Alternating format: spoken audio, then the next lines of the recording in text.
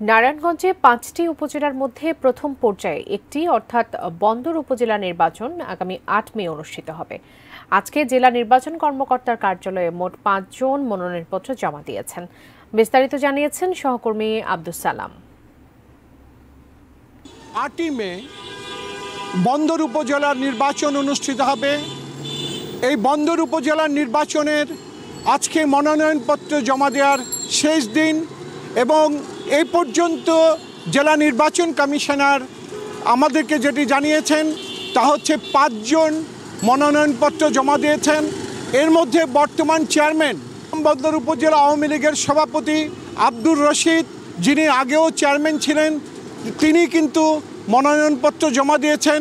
পাশাপাশি আওয়ামী লীগের সমর্থিত আরেকজন বিদ্রোহী প্রার্থী আছেন, সেটা আবু সুফিয়ান, সেও কিন্তু আজকে মনোনয়নপত্র জমা দিয়েছেন।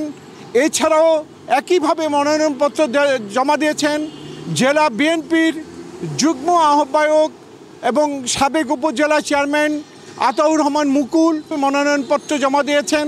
এছাড়া জাতীয় পার্টির পক্ষ থেকেও কিন্তু মনোনয়নপত্র জমা দেওয়া হয়েছে এবং আগামী 17ই এপ্রিল নারায়ণগঞ্জ সদর বন্দরের উপজেলা পরিষদে যারা আজকে মনোনয়নপত্র জমা দিয়েছেন তাদের কিন্তু মনোনয়নপত্র বাছাইয়ের করা হবে এবং তারপরে কিন্তু বলা যাবে শেষ পর্যন্ত কতজন এখানে নির্বাচনে প্রতিদ্বন্দ্বিতা করবেন।